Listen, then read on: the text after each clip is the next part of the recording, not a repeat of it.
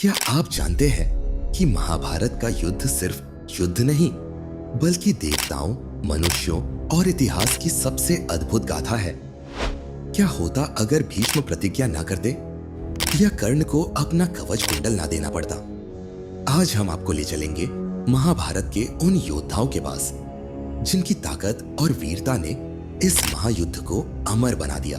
भीष्म पितामह महाभारत के सबसे अनुभवी और ताकतवर योद्धाओं में से एक थे। उनका असली नाम देवव्रत था, लेकिन पिता के लिए आजीवन ब्रह्मचर्य और राजगद्दी के त्याग की प्रतिज्ञा ने उन्हें भीष्म बना दिया। उन्होंने इच्छा मृत्यु का वरदान पाया था, जिसका अर्थ था कि वे तभी मृत्यु को स्वीकार कर सकते थे जब वे स्वयं चाहे। कुरुक्षेत्र के युद्ध में भीष्म ने अकेले अपने दम पर पांडवों की सेना को हिलाकर रख दिया। उनकी युद्ध नीति और धनुर्विद्या इतनी अद्भुत थी कि पांडवों को उन्हें हराने के लिए छल का सहारा लेना पड़ा। उनकी मृत्यु केवल अर्जुन के तीरों और शिखंडी के माध्यम से संभव हो सकी।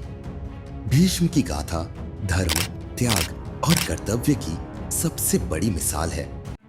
कर्ण जिन्हें इतिहास दानवीर और महायोद्धा के नाम से जानता है, जन्म से सूत पुत्र होने के कारण उन्हें समाज से तिरस्कार मिला, लेकिन उन्होंने परशुराम से युद्ध कला सीखी और अपने आप को सर्वश्रेष्ठ धनुर्धर के रूप में स्थापित किया।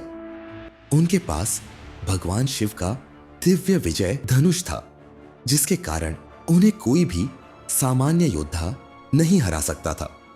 जब उनके कवच और कुंडल को छल से अर्जुन के पिता इंद्र ने छीन लिया, तब भी उन्होंने अपनी ताकत और साहस को कम नहीं होने दिया।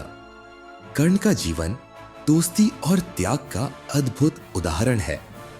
उन्होंने दुर्योधन के प्रति अपनी मित्रता निभाते हुए अपने जीवन की आखिरी सांस तक धर्म और कर्तव्य का पालन किया। अर्जुन, जिनका नाम सुनते ही युद्ध का पराक्रम और विजय की छवि सामने आती है। अर्जुन को महाभारत के सर्वश्रेष्ठ धनुर्धर के रूप में जाना जाता है। उनकी ताकत सिर्फ उनकी युद्ध कला में नहीं, बल्कि उनके संयम और भगवान कृष्ण के मार्गदर्शन में भी थी। महाभारत के युद्ध में अर्जुन ने अपनी रणनीति और अद्भुत धनुर्विद्या से कई महारथियों को हराया। जब उनका मनोबल गिरा और वे अपने ही परिवार के खिलाफ युद्ध करने से मना करने लगे, तब भगवान कृष्ण ने उन्हें गीता का ज्ञान दिया। अर्जुन की अद्भुत क्षमता और ब्रह्मास्त्र का प्रयोग उन्हें महाभारत का सबसे शक्तिशाली योद्धा बनाता है। द्रोणाचार्य महाभारत के सबसे बड़े योद्धाओं और शिक्षकों में से एक थे। उन्होंने अर्जुन जैसे महान योद्धाओं को प्रशिक्षित किया। कुरुक्षेत्र के युद्ध में द्रोणाचार्य कौरव सेना के सेनापति बने और अपनी युद्ध नीति से पांडवों को कठिन परिस्थितियों में डाल दिया। उनकी रणनीतियां इतनी प्रभावशाली थीं कि पांडवों को उनका वध करने के लिए छल का सहारा लेना पड़ा। जब द्रोणाचार्य को झूठे समाचार द्वारा विचलित किया गया, तभी उनका अंत संभव हो सका।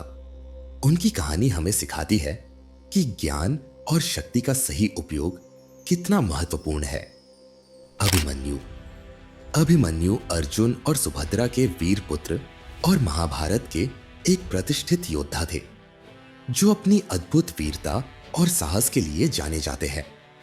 उन्होंने युद्ध कौशल अपनी माता के गर्भ में ही सीख लिया था।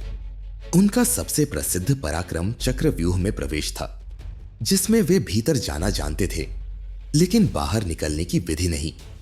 कुरुक्षेत्र के युद्ध में उन्होंने अनुभवी योद्धाओं के सामने अदम्य साहस दिखाया और वीर गति को प्राप्त हुए। अभिमन्यु का बलिदान कर्तव्य और निष्ठा का प्रतीक बन गया। महाभारत के ये 5 योद्धा केवल योद्धा नहीं, बल्कि धर्म, साहस और कर्तव्य के प्रतीक हैं।